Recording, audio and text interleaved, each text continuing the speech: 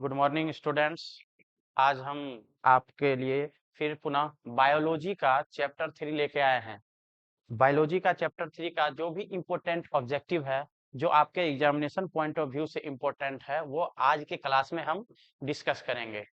चलिए ठीक है, बिना किसी टाइम वेस्ट के हम चैप्टर 3 का ऑब्जेक्टिव स्टार्ट करते हैं। तो ध्यान दीजिएगा आप लोग, और जो भी स्टूडेंट अपना आंसर देना चाहते हैं कमेंट बॉक्स में, नीचे डिस्क्रिप्शन कमेंट बॉक्स में उसका आंसर दे सकते हैं। ठीक है, तो बात करते हैं नेक्स्ट प्रश्न का। देखिए, पहला प्रश्न आपके स्क्रीन पे आ गया है। बताइएगा, पहला प्रश्न कहता है अंडाशय पाया जाता है किसमें। देखिए, अंडाशय मादा जननांग का भाग है, तो आप लोग आंसर बताइएगा अंडाशय किसमें पाया जाता है। फर्स्ट ऑप्शन है नर जनन तंत्र में, दूसरा ऑप्शन है मादा जनन तंत्र में, तीसरा ऑप्शन है ए और बी दोनों में, और फोर्थ ऑप्शन आपके पास है किसी में नहीं। तो बताइएगा आप लोग, अंडाशय हमने बताया था स्त्री जनन तंत्र के भीतर स्त्री केसर भाग को अंडाशय कहते हैं। स्त्री केसर भाग के बारे में हमने बताया था, स्त्री केसर 3 भाग से मिलकर बने होते हैं, जिसमें ऊपर वाले भाग को कहते हैं वर्तिकाग्र, जिसको इंग्लिश में एस्टिग्मा कहा जाता है। बीच वाले भाग को वर्तिका कहा जाता है, जिसको स्टाइल कहा जाता है, और नीचे फूला हुआ भाग या उभरा हुआ भाग जो होता है उसे अंडाशय कहते हैं। ये अंडाशय स्त्री केसर का भाग है, अर्थात मादा वाले भाग का भाग है। इसीलिए आपका आंसर हो जाएगा मादा जनन अंग। ठीक है, अंडाशय किसमें पाया जाता है? मादा जनन अंग में। ठीक है, चलिए हम नेक्स्ट प्रश्न पे बात करते हैं। नेक्स्ट प्रश्न आपके स्क्रीन पे आ गया है एंड्रोजन के बारे में। एंड्रोजन प्रश्न है, एंड्रोजन किसे उद्दीपित करता है? हमने आपको हार्मोन में बताया था चैप्टर 3 में, हार्मोन, एंड्रोजन हार्मोन। प्रश्न कहता है एंड्रोजन किसे उद्दीपित करता है? ऑप्शन नंबर 1 शरीर को, ऑप्शन नंबर 2 सिर को, ऑप्शन 3 पूंछ को, ऑप्शन 4 शुक्राणु जनन को। शुक्राणु जनन होना चाहिए। ठीक है, शुक्राणु जनन बताइएगा आप लोग ऑप्शन। चलिए, एंड्रोजन के बारे में बताए थे, एंड्रोजन हार्मोन यह शुक्राणु जनन की प्रक्रिया को प्रेरित करता है, जिसे हिंदी में हम पुंजन हार्मोन के नाम से जानते हैं। एंड्रोजन हार्मोन को पुंजन हार्मोन भी कहा जाता है। तो एंड्रोजन हार्मोन यौवनावस्था के बाद अर्थात किशोरावस्था में पुरुष के वृषण के भीतर शुक्राणु जनन की क्रिया को प्रेरित करता है। ठीक है, अतः आपका ऑप्शन, करेक्ट ऑप्शन क्या हो जाएगा? शुक्राणु जनन। ठीक है, एंड्रोजन प्रायः शुक्राणु जनन की क्रिया को प्रेरित करता है। चलिए नेक्स्ट प्रश्न पे हम बात करते हैं। प्रश्न संख्या 3। प्रश्न संख्या 3 आपके स्क्रीन पे है, बताइएगा आप लोग आंसर। प्रश्न संख्या 3 कहता है यौवनारंभ के समय प्रथम आतर्व चक्र कहलाता है। हमने बताया था स्त्री के भीतर किशोरावस्था के पश्चात कई सारे परिवर्तन होते हैं, जिसमें मासिक चक्र प्रारंभ होती है, और मासिक चक्र यौवनारंभ के बाद प्रारंभ होती है। ठीक है, उसी को आर्तव चक्र या ऋतुस्राव चक्र या इंग्लिश में मेंस्ट्रुअल साइकिल के नाम से जाना जाता है। तो आप बताइएगा इसमें से ऑप्शन क्या होगा? यौवनारंभ के समय प्रथम आतर्व चक्र जो स्त्री के प्रारंभिक किशोरावस्था में प्रारंभ होता है, उसे क्या कहते हैं? हम बताए थे आपको प्रथम मासिक चक्र। यहाँ पे पहला ऑप्शन है अंडाणु, जो गलत हो जाएगा। दूसरा ऑप्शन है शुक्राणु, यह मादा नर युग्मक है, ये भी गलत हो जाएगा। सी नंबर है रजोदर्शन, ये आपका करेक्ट आंसर हो जाएगा, क्योंकि हमने बताया था प्रथम मासिक चक्र जो स्त्री में प्रारंभ होती है उसे रजोदर्शन या रजोधर्म या मासिक धर्म भी कहा जाता है, जिसको इंग्लिश में मेनार्की कहा जाता है। ठीक है, चलिए नेक्स्ट प्रश्न पे हम बात करते हैं। प्रश्न संख्या 4 आपके स्क्रीन पे आ गया है, ध्यान से पढ़िएगा आप लोग। अपरा का क्या कार्य? अपरा बताए थे गर्भ के भीतर भ्रूण को पोषण प्रदान करता है, और यह भ्रूण अपरा द्वारा जुड़ी होती है। जैसे गर्भ के भीतर भ्रूण जो पल रहे होते हैं, उसके भीतर अपरा जो होता है वह गर्भ से जुड़े होते हैं। अपरा द्वारा भ्रूण, ये अपरा हो गया, ये इसका हो गया अम्बिलिकल कोट जिसको नाभि रज्जु कहा जाता है, और ये संरचना अपरा हो जाता है। ठीक है, अब देखिए ये भ्रूण हो गया, अपरा भ्रूण से जुड़ा होता है। इसका क्या कार्य होता है? अपरा द्वारा भ्रूण को विभिन्न प्रकार के पोषक तत्व मिलते हैं। पोषक तत्व की आपूर्ति अपरा द्वारा ही होती है, श्वसन होता है, उत्सर्जन होता है, और जितने भी रासायनिक या उपापचयी क्रिया है जो भ्रूण के लिए आवश्यक होते हैं, वे सभी अपरा के माध्यम से ही पहुंचाए जाते हैं भ्रूण के बीच। तो पहला ऑप्शन देखते हैं इसमें क्या है। फर्स्ट ऑप्शन है भ्रूण को ऑक्सीजन की आपूर्ति करना, ये भी सही है। दूसरा है भ्रूण को पोषण प्रदान करना, ये भी सही है। तीसरा ऑप्शन है भ्रूण के उत्सर्जित पदार्थों का निष्कासन करना, ये भी सही है। ठीक है, और डी नंबर उपयुक्त सभी। आपको यहाँ पे तीनों ऑप्शन सही मिल रहा है, तो हम क्या करेंगे, डी नंबर ऑप्शन को सही मानेंगे। ठीक है, उपयुक्त सभी। ठीक है, चलिए नेक्स्ट प्रश्न पे हम बात करते हैं। प्रश्न संख्या 5। प्रश्न संख्या 5 कहता है मानव अंडाशयी चक्र यानी मेंस्ट्रुअल साइकिल में अंडोत्सर्ग प्रायः किस दिन होता है? बताए थे हमने, मासिक चक्र पढ़ाया था जो स्त्री के भीतर 28 से 29 दिनों का होता है। इस मासिक चक्र के बीच में अवधि में अंडोत्सर्ग की क्रिया कब प्रारंभ होती है, उसके बारे में प्रश्न पूछा जा रहा है। मानव अंडाशयी चक्र यानी मेंस्ट्रुअल साइकिल में अंडोत्सर्ग यानी अंडोत्सर्ग किस दिन होता है? अंडोत्सर्ग होता है अंडाशय से अंडाणु को बाहर मुक्त होने की प्रक्रिया अंडोत्सर्ग कहलाती है। अब अंडोत्सर्ग प्रायः किस दिन होते हैं, इसके बारे में देखेंगे। फर्स्ट ऑप्शन कहता है चक्र के 5वें दिन, जो गलत हो जाएगा, क्योंकि 1 से 5 दिनों तक जो स्त्री के भीतर रक्त का स्राव होता है, यानी अंतःस्तर वाले भाग के विखंडन होने से रक्त का स्राव होता है, अतः यह रक्तस्रावी अवस्था होता है। इस दिनों किसी प्रकार का कोई अंडोत्सर्ग नहीं होता है। दूसरा ऑप्शन चक्र के पहले दिन, तो पहले दिन भी नहीं होता। चक्र के पहले दिन क्या होता है, पहले से लेकर 5 दिन तक रक्त का स्राव होता है, तो ये भी ऑप्शन आपका गलत हो जाएगा। सी नंबर ऑप्शन कहता है चक्र के 14वें दिन। डी नंबर कहता है चक्र के 28वें दिन। 28वां दिन सबसे लास्ट हो जाता है, जो भी गलत हो जाएगा। तो अंडोत्सर्ग की प्रक्रिया तभी हो सकती है जब स्त्री के शरीर के भीतर एलएच और एफएसएच हार्मोन पीक लेवल पे होते हैं। पीक लेवल कहने का मतलब जिस दिन स्त्री के शरीर के भीतर एलएच और एफएसएच हार्मोन अत्यधिक मात्रा में संश्लेषित और स्रावित होते हैं, उस दिन अंडाशय से एक अंडाणु मोचित हो जाते हैं। तो एलएच और एफएसएच हार्मोन मासिक चक्र के मध्य में सबसे अधिक मात्रा में स्रावित होते हैं, पीक लेवल पे स्रावित होते हैं। अतः मासिक चक्र के मध्य में ही अंडोत्सर्ग की क्रिया होती है। तो यहाँ मासिक चक्र के मध्य में 14वें दिन, ये ऑप्शन के सही है। अतः आप लोग ऑप्शन सी के साथ जाइएगा। चलिए नेक्स्ट प्रश्न के बारे में हम बात कर रहे हैं। प्रश्न संख्या 6 बहुत अच्छा प्रश्न है, और क्लास में हमने इसे बार बार बताया गया है। कुछ प्रश्न और ऑब्जेक्टिव टेस्ट, मॉक टेस्ट सब में पूछा गया प्रश्न है। देखिए मानव के युग्मक में कितने गुणसूत्र होते हैं? मानव के युग्मक में गुणसूत्रों की संख्या कितनी होती है, उसके बारे में पूछा गया है। बताइएगा आप लोग ऑप्शन कमेंट में। देखिए पहला ऑप्शन है 23, दूसरा है 46, तीसरा है 47, चौथा है 21। बताइएगा युग्मक। युग्मक के बारे में हम बताए थे, युग्मक प्रायः अगुणित होते हैं। युग्मक अगुणित होते हैं जिसमें गुणसूत्र की संख्या आधी हो जाती है, यानी हाफ सेट ऑफ क्रोमोसोम पाया जाता है युग्मक में। Gamete are generally haploid. Gametes हमेशा हैप्लॉइड यानी अगुणित होते हैं, जिसमें गुणसूत्र की संख्या आधी होती है। तो यहाँ पे युग्मक में गुणसूत्र की संख्या कितना हो जाएगा? मनुष्य के प्रत्येक कोशिका में 46 गुणसूत्र होते हैं, जो गलत हो जाएगा, क्योंकि यहाँ पे पूछ रहा है युग्मक का बात। नेक्स्ट है 47, ये भी नहीं हो सकता है। 21, ये भी नहीं हो सकता है। 46 का आधा कीजिएगा तो 23 होता है। युग्मक प्रायः अगुणित होते हैं, हाफ सेट ऑफ क्रोमोसोम होते हैं। अतः A option is the correct answer. ठीक है, चलिए नेक्स्ट प्रश्न पे हम बात करते हैं। नेक्स्ट प्रश्न आपके स्क्रीन पे आ गया है।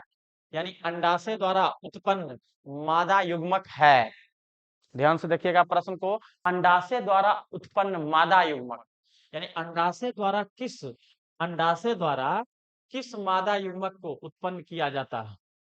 अंडाशय द्वारा किस मादा युग्मक को उत्पन्न किया जाता है उसके बारे में। देखिए अंडाशय से क्या बनता है? अंडाणु। ये तो बहुत सिंपल प्रश्न है। शुक्राणु का निर्माण वृषण द्वारा होता है, जो नर जननांग का भाग है।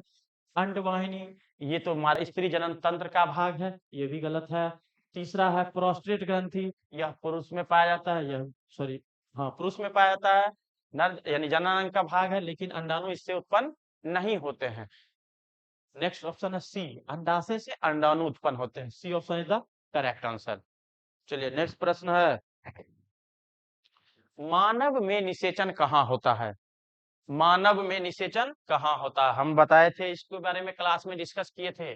मानव में निषेचन प्रायः कहाँ होते हैं? निषेचन की प्रक्रिया फैलोपियन नलिका में होती है। हमने इस क्लास के बारे में क्लास में भी इसमें डिस्कस किए थे। फैलोपियन नलिका अगर बताए थे, वहां अगर पूछा जाए फैलोपियन नलिका के किस भाग में होती है, तो आपका आंसर हो जाएगा एम्पुला या तुम्बिका। ठीक है, तो देखते हैं इसका ऑप्शन क्या क्या है। पहला है गर्भाशय में, गलत हो जाएगा। नेक्स्ट है योनि में, ये भी गलत हो जाएगा। तीसरा अंडाशय में, ये भी गलत हो जाएगा क्योंकि अंडाशय द्वारा अंडाणु का स्राव होता है। नेक्स्ट ऑप्शन है फैलोपियन नलिका में, ये आपका करेक्ट आंसर है। अगर पूछा जाता प्रश्न फैलोपियन नलिका के किस भाग में होता है, तो वहां पे एम्पुला होगा। यहाँ पे फैलोपियन नलिका को कोई भाग नहीं दिया हुआ, एम्पुला के बारे में डिस्कस नहीं किया गया है, इसीलिए हम क्या मानेंगे? ऑप्शन फैलोपियन नलिका। ठीक है, चलिए नेक्स्ट प्रश्न पे हम बात करते हैं। नेक्स्ट प्रश्न आपके स्क्रीन पे है, युग्मनज में गुणसूत्र समुच्चय होता है। यानी युग्मनज कहने का मतलब यहाँ पे जाइगोट का बात किया जाता है। युग्मनज का मतलब जाइगोट होता है, जो द्विगुणित संरचना है। जाइगोट क्या होता है? द्विगुणित संरचना होता है, जिसमें गुणसूत्र की संख्या क्या होती है? दुगुनी होती है। हमने चैप्टर 1 में बात किया था इसके बारे में। गुणसूत्र, युग्मनज में गुणसूत्र संख्या, देखिए द्विगुणित ऑप्शन कहाँ मिल रहा है? डिप्लॉयड। ये डिप्लॉयड कंडीशन का ऑप्शन है, ये हैप्लॉयड का है, इसलिए गलत हो जाएगा।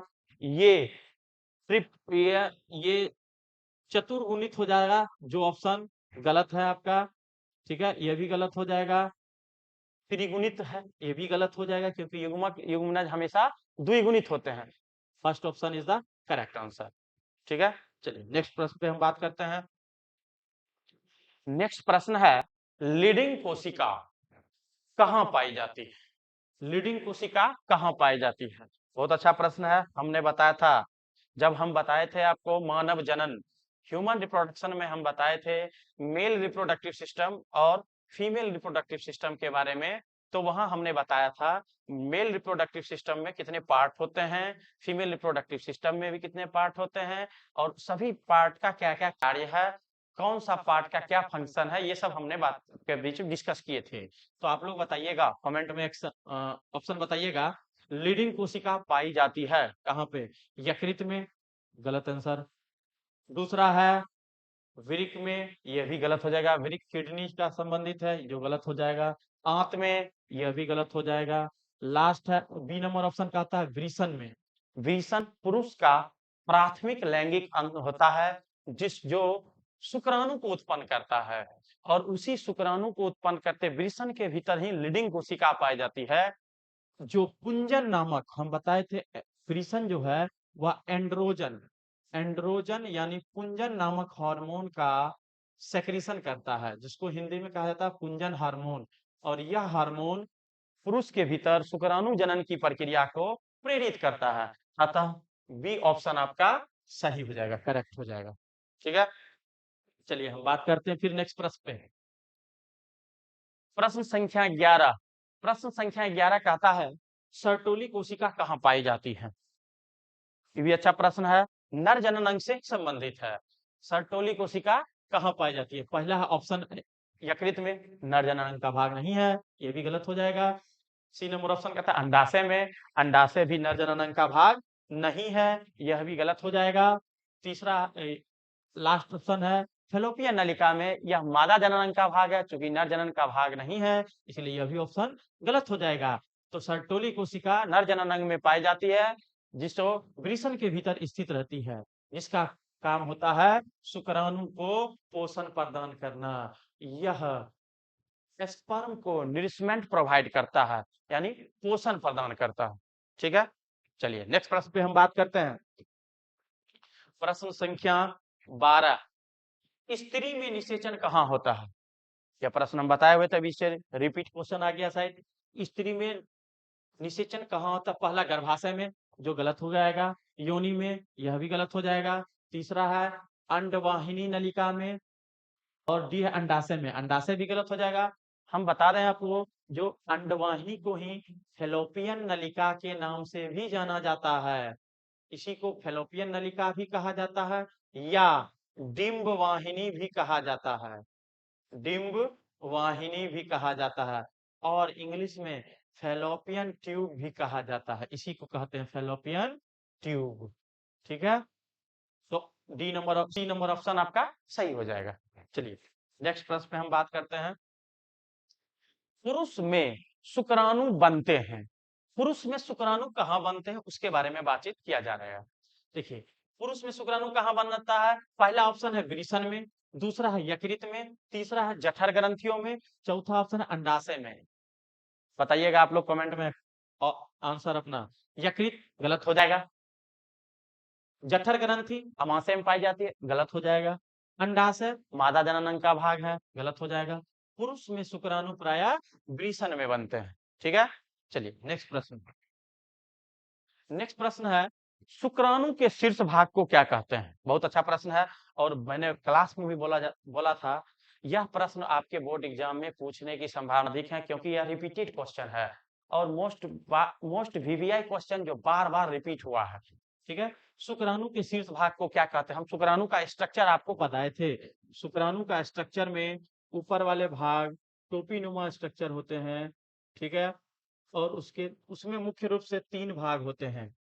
ऊपर वाले भाग को कहते हैं हेड पार्ट, शीर्ष भाग, दूसरा होता है मिडिल पीस, तीसरा होता है टेल। शुक्राणु के शीर्ष भाग को क्या कहते हैं? शुक्राणु को शीर्ष भाग जो होता है वह एक्रोसोम कहलाता है, जो अंडाणु के भीतर निषेचन के दौरान उसके भीतर पेनिट्रेशन करने में, यानी भेदने में मदद करता है। तो देखते हैं यहाँ ऑप्शन क्या क्या है। पहला है एक्रोसोम, दूसरा है लाइसोसोम, तीसरा है वृषण, चौथा है अमाशय। अमाशय नहीं होगा, वृषण भी नहीं होगा, लाइसोसाइम इसके भीतर पाए जाते हैं, इसीलिए यह भी नहीं होगा। शुक्राणु के शीर्ष भाग को एक्रोसोम कहा जाता है। ठीक है, जो टोपी लाइक संरचना होता है, यानी कैप लाइक स्ट्रक्चर पाए जाते हैं। ठीक है, चलिए नेक्स्ट प्रश्न पे हम बात करते हैं। नेक्स्ट प्रश्न है, बहुत अच्छा प्रश्न है, स्त्री में अंडाशय से अंडाणु के मुक्त होने की प्रक्रिया को क्या कहते हैं? बताइएगा ऑप्शन।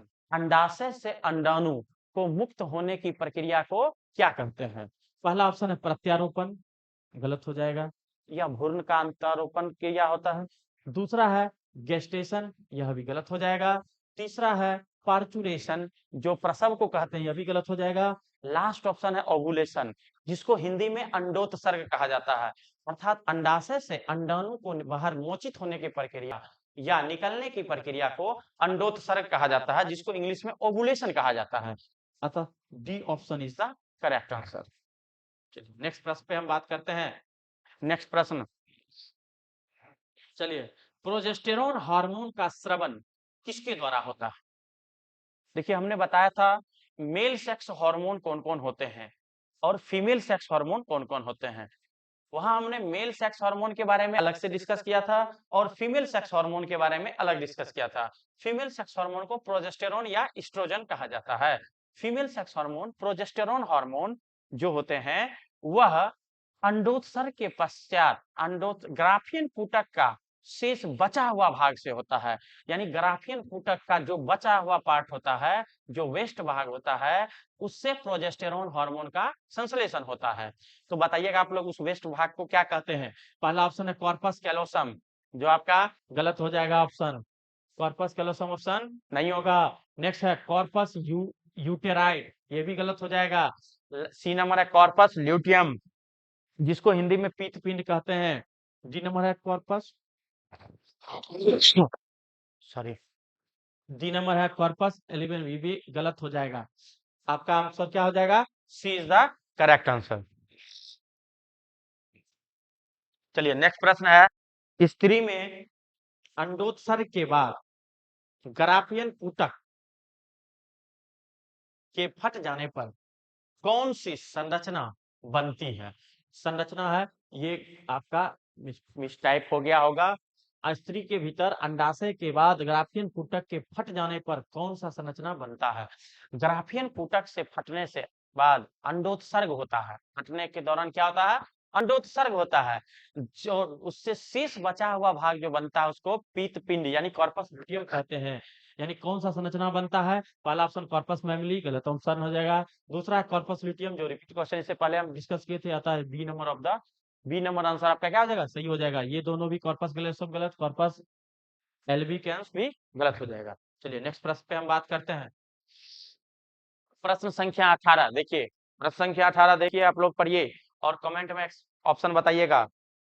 प्रश्न संख्या 18 कहता है सर्टोली कोशिका, सॉरी, सर्टोली की कोशिका कहाँ पाई जाती है? सर्टोली कोशिका कहाँ पाई जाती है? हम बताए थे नर जननांग का प्रश्न है, नर जननांग टॉपिक से प्रश्न है। सर्टोली कोशिका वृषण के भीतर पाई जाती है। इसका क्या कार्य होता है? बताए थे वहां पे सर्टोली कोशिका शुक्राणु को पोषण प्रदान करती है, यानी स्पर्म को नरिशमेंट प्रोवाइड करती है। पहला ऑप्शन देखते हैं क्या है? लैंगरहैंस की द्वीप कोशिका और ग्लूकागॉन का स्रावन करती है, गलत ऑप्शन। लैंगरहैंस द्वीप कोशिका अग्नाशय में पाई जाती है, ये ऑप्शन गलत हो जाएगा। नेक्स्ट ऑप्शन है दाएं अलिंद की दीवार और संकुचन की लहर को प्रसारित करती है, ये भी ऑप्शन गलत हो जाएगा क्योंकि अलिंद और निलय हृदय से संबंधित है।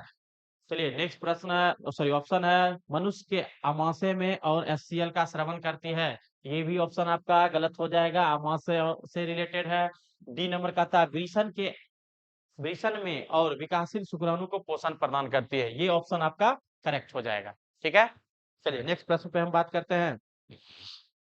प्रश्न संख्या 19, ये प्रश्न कहता है अंडोत्सर्ग किस हार्मोन के नियंत्रण में होता है?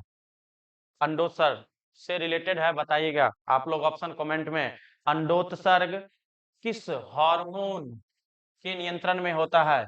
हमने बताया था स्त्री के पूरे माह में यानी मासिक चक्र के दौरान उसके शरीर के भीतर जिस दिन एलएच और एफएसएच हार्मोन सबसे अधिक मात्रा में संश्लेषित और स्रावित होते हैं उस दिन अंडाशय से एक अंडाणु बाहर मोचित होते हैं। ठीक है, तो एलएच और एफएसएच दोनों हार्मोन का अंडोत्सर्ग में मुख्य योगदान होता है। देखते हैं कौन सा ऑप्शन होगा। पहला ऑप्शन है टीएसएच, जो गलत हो जाएगा। दूसरा एसीटीएच, एड्रेनोकोर्टिकोट्रोपिक हार्मोन, ये भी गलत हो जाएगा। तीसरा ऑप्शन है एलएच और एफएसएच, ये आपका सही ऑप्शन हो जाएगा। तो option C is the correct answer. ADH भी गलत हो जाएगा, एंटी डायरेटिक हार्मोन, ये भी गलत है। चलिए नेक्स्ट प्रश्न पे बात करते हैं। प्रश्न संख्या 20, पुरुष के वृषण में नर हार्मोन का स्रावन करने वाले कोशिका कौन है? नर जननांग का प्रश्न है। पुरुष के वृषण में यानी वृषण टेस्टिस का बात किया जा रहा है यहाँ पे, वृषण में हार्मोन का स्राव करने वाली कोशिका कौन होती है? हमने बताया था नर जननांग में पुंजन नामक हार्मोन के बारे में, एंड्रोजन हार्मोन के बारे में। इस हार्मोन का स्राव लीडिंग कोशिका द्वारा होता है। लीडिंग कोशिका पुंजन नामक हार्मोन का संश्लेषण और श्रवण करती है, अर्थात सेक्रेट करती है। तो देखिए इसमें ऑप्शन क्या है? पहला सर्टोली कोशिका, पहला है लीडिंग कोशिका, दूसरा है सर्टोली कोशिका। सर्टोली कोशिका शुक्राणु को पोषण प्रदान करती है, सो ये भी ऑप्शन गलत हो जाएगा। पूर्व शुक्राणु, शुक्राणु, ये भी ऑप्शन गलत हो जाएगा। और लीडिंग कोशिका जहां मिलेगा वो आपका सही आंसर हो जाएगा। ठीक है, चलिए नेक्स्ट प्रश्न पे हम बात करते हैं। प्रश्न संख्या 21, बताइएगा आप लोग पढ़ के तुरंत कमेंट में अपना आंसर बताइए। मैथुन के समय योनि को चिकना बनाने हेतु एक क्षारीय द्रव्य स्राव करने वाली ग्रंथि है। ध्यान सुनिएगा, मैथुन क्रिया के दौरान समय यानी ड्यूरिंग सेक्सुअल इंटरकोर्स, यानी मैथुन क्रिया के दौरान योनि को यानी स्त्री के बाह्य जननांग का बात किया जा रहा है, वेजाइना को चिकना बनाने हेतु एक क्षारीय द्रव्य यानी जो बेसिक फ्लूइड होते हैं, बेसिक नेचर के होते हैं, क्षारीय प्रकृति के होते हैं, उसका स्राव करने वाली ग्रंथि है। यानी उस क्षारीय द्रव्य को कौन ग्रंथि स्राव करती है? पहला ऑप्शन है कॉपर्स ग्रंथि, दूसरा है प्रोस्टेट ग्रंथि, तीसरा है पेरिनियल ग्रंथि, चौथा है रेक्टल ग्रंथि। बताइएगा आप लोग। प्रोस्टेट ग्रंथि नर जननांग का भाग है, ठीक है, जो शुक्राणु के भीतर उसके परिपक्वन में मैच्योरिटी में हेल्प करता है। रेक्टेनल ये भी गलत हो जाएगा ऑप्शन, ठीक है, ये भी ऑप्शन गलत हो जाएगा। नेक्स्ट है पेरिनियल, ये भी गलत हो जाएगा। बच गया एक कॉपर्स। ये अतिरिक्त ग्रंथि होती है जो मैथुन क्रिया के दौरान क्षारीय द्रव्य का स्राव करती है, जो योनि के भीतर चिकनापन बनाए रखती है, ठीक है। कॉपर्स ग्रंथि आपका सही आंसर हो जाएगा, ठीक है। नेक्स्ट प्रश्न पे हम बात करते हैं। शुक्रवाहक उच्छेदन, ध्यान सुनिएगा, जिसके बारे में हम क्लास में डिस्कस किए थे, जिसको वासेक्टोमी कहा जाता है। वासेक्टोमी ये किससे रिलेटेड है? नर से। मेल में वासेक्टोमी होता है। चलिए देखिए प्रश्न देखते हैं। शुक्रवाहक उच्छेदन के बारे में निम्न में से कौन सा कथन गलत है? यानी रॉन्ग स्टेटमेंट के बारे में पूछा जा रहा है। कौन सा कथन असत्य है, मतलब गलत है?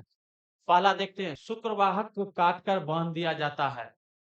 ये सही सत्य कथन है, यानी सही है, ये भी सही है। दूसरा है अनुत्कर्मणीय बंध्यता। तीसरा है वीर्य में शुक्राणु नहीं होते हैं। चौथा एपिडिडाइमिस में शुक्राणु नहीं होते हैं। देखिए अनुत्कर्मणीय बंध्यता ये भी होता सही है, वीर्य में शुक्राणु नहीं होते हैं ये भी सही है, यानी शुक्राणु वीर्य में नहीं होते हैं। शुक्राणु को वीर्य बनने में वीर्य कभी कहा जाता है जब उसमें फ्रुक्टोज, कैल्शियम और एंजाइम मिल जाते हैं, तब वह उसे वीर्य यानी सीमेन कहा जाता है, जो सही है। डी नंबर, शुक्राणु एपिडिडाइमिस वाले भाग में, वृषण के ऊपरी भाग जो को एपिडिडाइमिस कहते हैं, जहां शुक्राणु एकत्रित होता है और इससे शुक्रवाहक निकलते हैं। यहाँ ऑप्शन कहता है एपिडिडाइमिस में शुक्राणु नहीं होते हैं, अतः यह कथन क्या है आपका? गलत है। तो आपके क्वेश्चन में गलत कथन को ही पूछा जा रहा है, तो डी नंबर ऑप्शन क्या हो जाएगा? सही हो जाएगा, ठीक है। प्रश्न गलत स्टेटमेंट पूछ रहा है, पर आपको ऑप्शन सही बताना है, ठीक है। चलिए नेक्स्ट प्रश्न। नेक्स्ट प्रश्न कहता है संयोजी उत्तक का विकास निम्नलिखित में किसके द्वारा होता है? संयोजी उत्तक के बारे में पूछ रहा है। जैसे आप लोग पढ़े होंगे, रक्त एक प्रकार का तल संयोजी उत्तक है। संयोजी उत्तक के बारे में पूछा जा रहा है। संयोजी उत्तक का विकास निम्नलिखित में किसके द्वारा होता है? पहला है घूर्णीय एक्टोडर्म द्वारा, यानी भ्रूण के एक्टोडर्म द्वारा संयोजी उत्तक का निर्माण होता है। एक्टोडर्म, मेसोडर्म, इंडोडर्म, 3 जर्म स्तर आपको हम बताए थे, ठीक है। दूसरा है घूर्णीय मेसोडर्म द्वारा। तीसरा है आपका ऑप्शन घूर्णीय इंडोडर्म द्वारा। चौथा ऑप्शन है बी और सी दोनों के द्वारा, ठीक है। हम बात करते हैं, देखिए संयोजी उत्तक। संयोजी उत्तक 3 जर्म लेयर के बारे में बात किए थे हम, एक्टोडर्म और मेसोडर्म और इंडोडर्म, ये 3 जर्म लेयर होते हैं, ठीक है। तो जो भ्रूण के संपूर्ण अंग का निर्माण करते हैं, जिसे स्टेम सेल भी कहा जाता है। पहला है घूर्णीय एक्टोडर्म द्वारा, ये गलत हो जाएगा। दूसरा ऑप्शन है घूर्णीय मेसोडर्म द्वारा। हृदय की उत्पत्ति मेसोडर्म जो होती है, जो एक प्रकार का संयोजी उत्तक है, अतः बी नंबर ऑप्शन आपका क्या हो जाएगा? सही हो जाएगा, ठीक है। चलिए नेक्स्ट प्रश्न पे हम बात करते हैं। प्रश्न संख्या 24। दिखने में बहुत बड़ा लग रहा है प्रश्न, बड़ा प्रश्न देख के घबराइएगा नहीं, क्योंकि बड़ा प्रश्न उतना ही आसान होता है। चलिए हम बात करते हैं प्रश्न पे। निम्नलिखित में कौन सा विकल्प शुक्राणु के परिवहन पथ को सही रूप से बताता है? यानी इस प्रश्न को आपको सही क्रम में व्यवस्थित करके आंसर बताना है, ठीक है। जो इसका सही क्रम क्या होगा, ठीक है।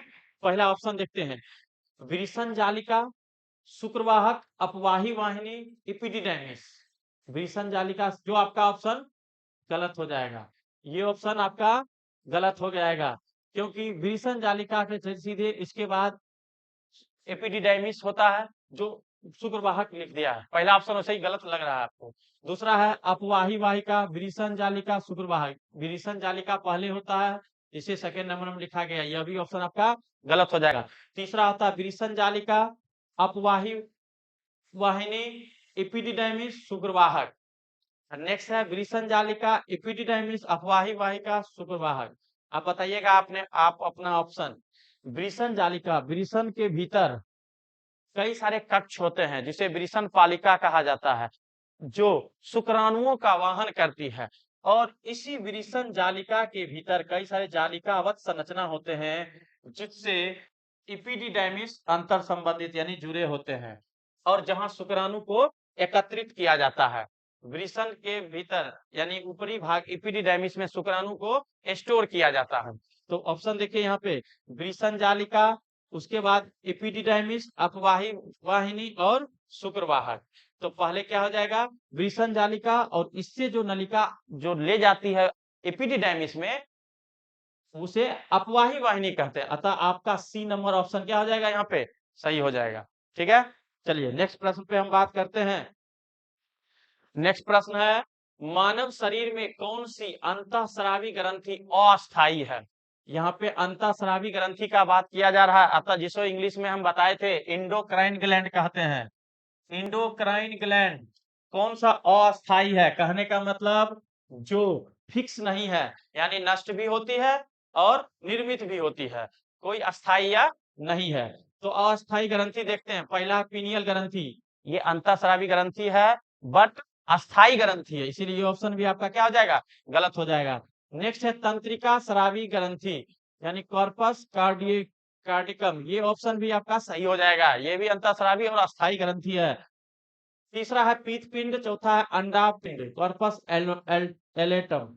देखिए पीत पिंड के बारे में हमने बताया था, पीत पिंड यह प्रत्येक माह बनता है और नष्ट होता है, क्योंकि पित्त पिंड का कार्य होता है प्रोजेस्टेरोन हार्मोन का संश्लेषण और स्राव करना, जो स्त्री के अंतः स्तर वाले भाग का मरम्मत करता है, और यह घटना बार बार हर एक माह दोहराया जाता है।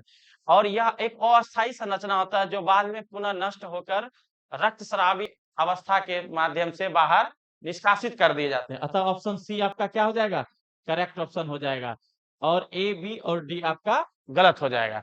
चलिए नेक्स्ट प्रश्न पे हम बात करते हैं। शायद आपका तीसरा चैप्टर का लगभग और इम्पोर्टेंट ऑब्जेक्टिव समाप्त हो गया है। चलिए, उम्मीद है आप लोग को समझ में आया होगा। अब हम नेक्स्ट वीडियो में नेक्स्ट चैप्टर के साथ आपसे मुलाकात करेंगे। ठीक है, यहीं तक, धन्यवाद।